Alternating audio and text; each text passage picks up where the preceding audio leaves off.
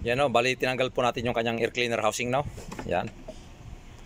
Kasi yung kanyang transmission support ay nandun pa sa ilalim ng baterya mga ka-GM. Kaya yung kanyang baterya ay bali tatanggalin din po natin yan. Nandun po yun po yung kanyang transmission support sa ilalim. Yan, tapos yung cover na plastic niya rito, tinanggal din natin. Yan po, para yan, yung kanyang shock absorber mounting, matatanggal natin yung kanyang mga tornilyo dyan.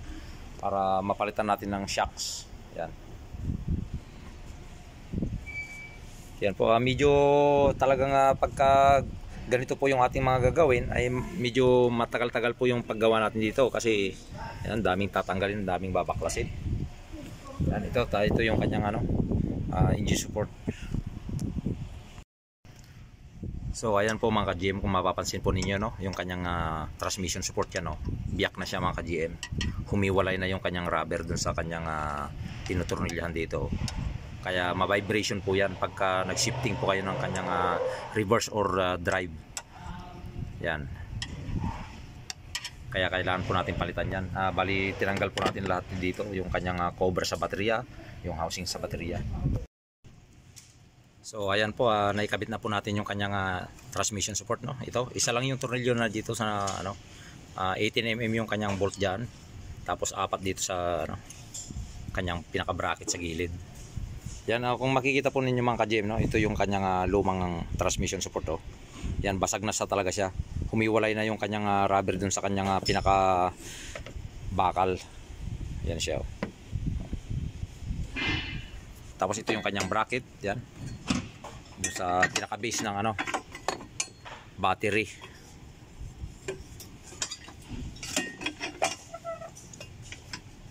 Yan siya.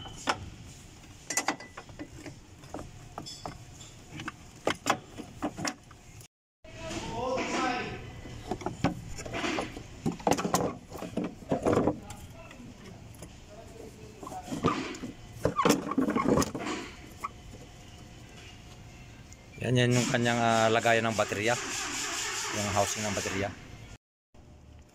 So ayan po, bali tinanggal lang natin yung tatlong nut niya riyan dito sa kanyang pinaka-nut dito sa kanyang bolt, at yung dalawa dun sa ilalim, yung isa saka yung isa doon, para matanggal po natin tong kanyang engine support. Yan po. Yan, bali nalabas na natin. Yan siya Yan, crack na rin siya. Tapos lumabas na yung kanyang pinaka oil dito sa kanyang engine support. At ito po yung ating bago na kakabit. Ayan po.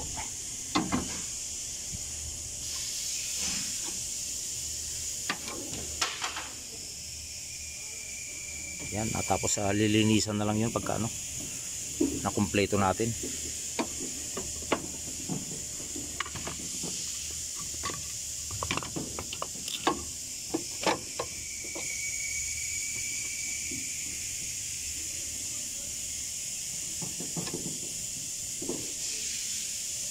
Yan siya mga ka-GM At patuloy nyo lang pong panoorin yung aking mga videos para magkaroon din po kayo ng dagdag idea at dagdag kaalaman po sa mga tungkol sa mga problema ng sakyan. At sa mga ganitong klase ng sakyan, itong ganitong Ford Escape. Yan po, at dito po naikabit na po natin yung kanyang transmission support dyan. Naikabit na rin natin yung kanyang baterya. Ngayon ang susunod natin gagawin bali yung kanyang shock absorber dito sa harapan. Yan, kabilaan po yan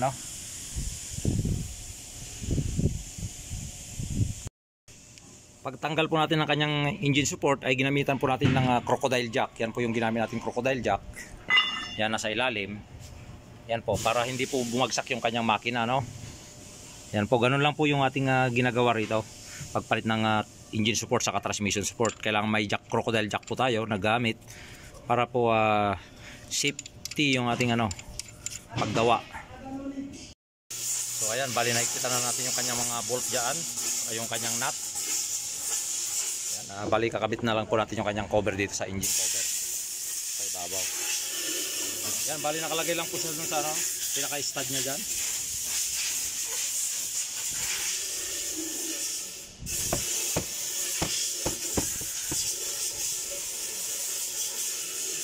Ayan po, bali nalagyan na po natin ng cover. Tapos doon, mamaya na natin kukumpletuhin pagka napalitan na po natin ng shock absorber. Yun po yung ating bagong shock absorber, no? Yan, tatanggalin muna natin yung shock absorber niya dyan. Bago natin kumpletuhin dito na takpan dito sa harapan, ilagay yung kanyang plastic cover dito. Tapos yung kanyang wiper blade. So ayan po yung itsura niya mga ka-GM pagka tinanggal po natin yung shock absorber, no? Bali pinukpok lang po natin dito sa kanyang ano, pinaka spindle dito. Yan, nakapasok kasi siya dun sa butas. Yan, no? Tatanggalin muna natin doon sa taas. Yan, bago natin mailabas tong ano.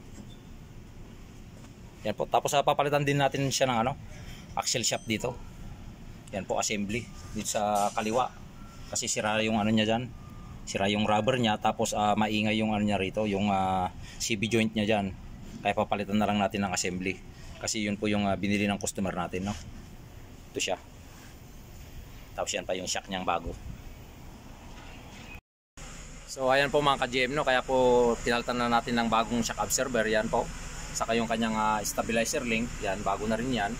Dahil ito po yung ating luma na tinanggal mga ka-GM. Yan, kung mapapansin po ninyo, wala na siyang power, wala na siyang pressure.